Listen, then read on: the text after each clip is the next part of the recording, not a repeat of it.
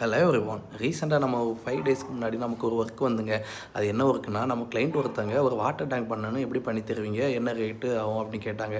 நான் ஒன்று சொன்னேன், ஒரு லிட்டருக்கு ரூ. 6 நாங்கள் பண்ணி கொடுக்கோம், ₹6 இது அப்படின்னாங்க. அவள் என்னடா இவ்வளோ ரூபாய்க்கு நீங்கள் பண்ணுறீங்கன்னா ரொம்ப சீப்பாக இருக்குது அப்படின்னு உடனே பண்ணுங்கன்னு சொல்லிட்டு அடுத்த நாளே அந்த ஒர்க்கை ஸ்டார்ட் பண்ணோங்க. கரெக்டாக அந்த ஒர்க்கு எப்படின்னா, கரெக்டாக எவ்வளோ தேவையான அளவுக்கு குழியெல்லாம் தோண்டி கீழே ஃப்ளோர் கான்கிரீட் பிசிசி போட்டு அதோட ஷூ போல் அதெல்லாம் ரெடி பண்ணி அந்த நம்ம ஆல்ரெடி நம்மள்ட்ட வாட்டர் டேங்கோட மோல்டிங் சைஸ் எவ்வளோன்னு பார்த்தீங்கன்னா 6500 தான் நம்மள்ட்ட உண்டு.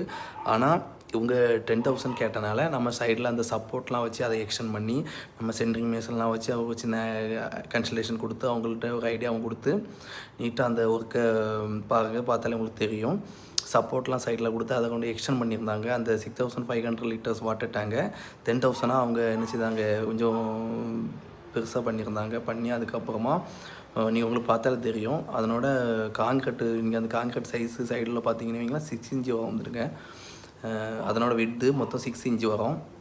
நம்ம இதுக்கு உள்ளே தான் நம்ம என்ன பண்ணுவோம்னா கான்கிரீட்டை ஃபுல்லாக பிசிசி கான்கிரீட்டு தான் 1:2:3 இங்கே ரேஷியோவில் நம்ம வாட்டர் சிமெண்ட் ரேஷியோலாம் செக் பண்ணி அந்த கான்கிரீட் அதை ஃபுல்லாக ஃபில் பண்ணி போடுவோம். இந்த மாதிரி நம்ம வாட்டர் டேங்கு கான்கிரீட்லேயே நம்ம பண்ணும்போது இந்த வேர்களோட அந்த மரத்துங்களோட வேர்களோட பாதிப்பு ரொம்ப கம்மியாக இருக்கும். தொட்டி நாளடைவில் விரிசல் தான் ரொம்ப கம்மியாக இருக்கும்.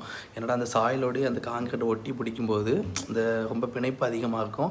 அதனால தான் நம்ம எல்லா இடத்துலையும் இந்த மாதிரி பண்ணி கொடுப்போம். இதாவது நம்ம கன்ஸ்ட்ரக்ஷனில் இது 28வது தொட்டி நம்ம வாட்டர் டேங்க் நம்ம பண்ணி கொடுத்துருக்கோம்.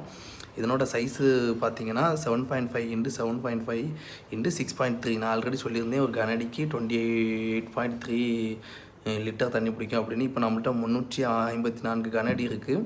இதுக்கு 354 கனடி × 28.3 போட்டு பெருக்கிட்டிங்கன்னா 10,000 நமக்கு 200 சம்திங் லிட்டர் வாட்டர் டேங்க் கிடைக்கும். அவங்க கேட்ட அவைலபிள் வாட்டர் டேங்க் அந்த சைஸ் எவ்வளோன்னு கேட்டிங்கன்னா 10,000 லிட்டர் தான் கேட்டிருந்தாங்க. நம்ம பிளாஸ்டிக் ஹூக்லாம் பண்ணி முடிச்சு தீர நமக்கு தேவையான அளவு 10,000 லிட்டர் தான் கிடைக்கும்.